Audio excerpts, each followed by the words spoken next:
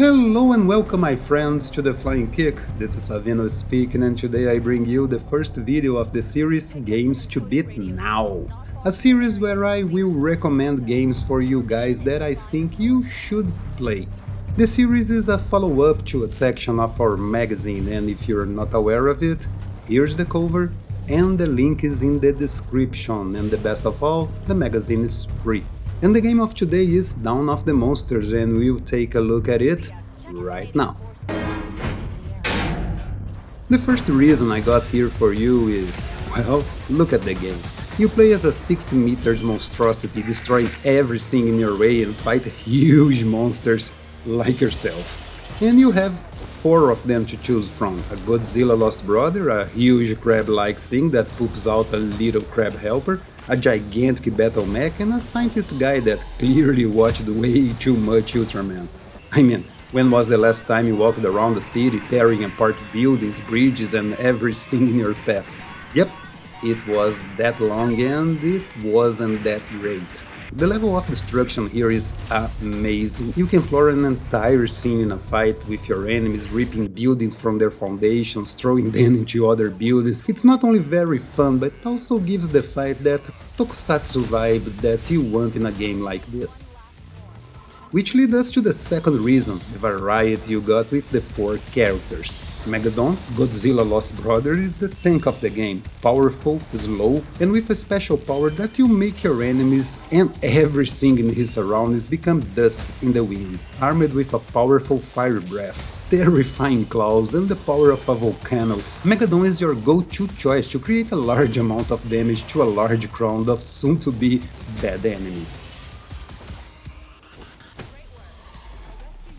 Ganira, your crab-like monster, is also very strong, although not as much as Megadon. Its powerful pincers can do a lot of damage, and its small companion is perfect to create a diversion while you prepare yourself to dispatch your enemies with the power of the seas or with its higher range attacks. Ganira asks for a more tactical approach since it can take as much punish as Megadon, but it's a very good character if you like power but want to keep your distance.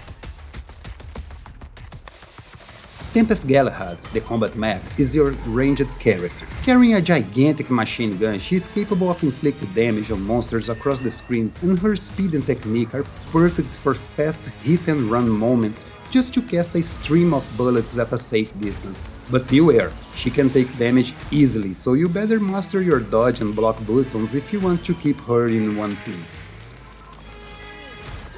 And finally, Aegis Prime, the scientist who after an accident earned the power to become a gigantic cosplayer of Ultraman. He is the fastest character in the game, capable of a huge amount of combo sequences and some area damage that will make your enemies forget their way home. Being the only human, he has an agility that none of the others can offer, but at the same time, he is fragile, like a human. Even being the weaker of the bunch, your enemies will need a lot of luck to hit him, not because he's extremely fast, but also because they won't live that long after facing him.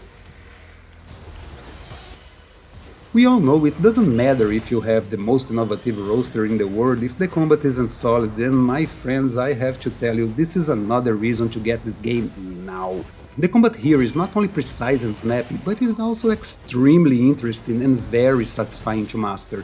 Here, mashing buttons and hoping for the best won't get you far. You must know what are you doing, how your character behaves, what are their moves, and how each moves can link to others. This is a game of extreme precision. You can think of Dawn of the Monsters as a beat'em up with some interesting adaptations of 1v1 fighting games. Dodge, parry, blocks are an integral part of your moveset, and you will need them if you want to finish the game. Without mastering those moves, you will have a hard time and it will hurt your final score. You see, when you finish a level, you are rewarded with some upgrades, and the quality and strength of each upgrade is directly related to your score in said level. If you get a low score, you get upgrades that are not so good, and if you get the best score, well, you know the deal. This acts as an incentive for you to replay the level, now a bit more powerful, and get better rewards. But all of this is just if you want to get those sweet S+. The game is perfectly playable with modest upgrades, and what you really count in the end is your technique. Which is another reason to get the game, the techniques you will be using.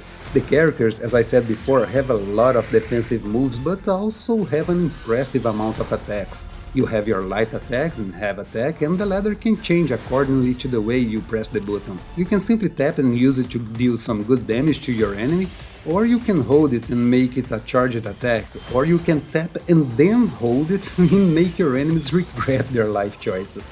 You also have a dash attack that's crucial, especially against ranged enemies, a rage bar that can be used to release 3 different special moves, and the Cataclysm bar that once filled will allow you to unleash an incredibly powerful move. Not to mention that you can cancel all your light attacks with any other move and create really devastating combos.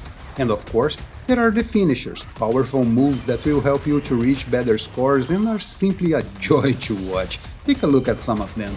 They are beautiful.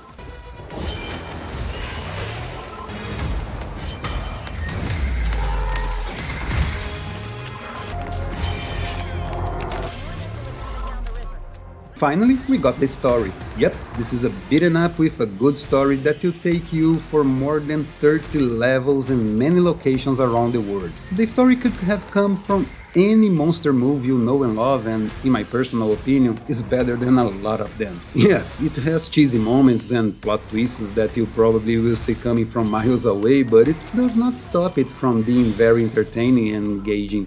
It's a story that will sometimes get in the way of the action, but you probably won't mind because you will certainly be invested.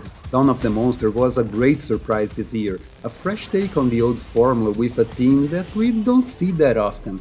It's a joy to walk around cities, crushing monsters and buildings, and the combat is extremely satisfying. I've been looking for something different like this for quite a while now, and the guys at 13 AM deliver something even better than I could wish. For this old fan of beat'em up, this game is high up there with the best, and you can call it a truly modern classic. The game is available now for $30, worth every penny, and you can get it for Steam, PlayStation Family, Xbox Family, Nintendo Switch, and Google Stadia. Don't miss out on my next video in the series where we'll take a look at Mayhem Brawler later this week. See you guys there, and remember, keep it up.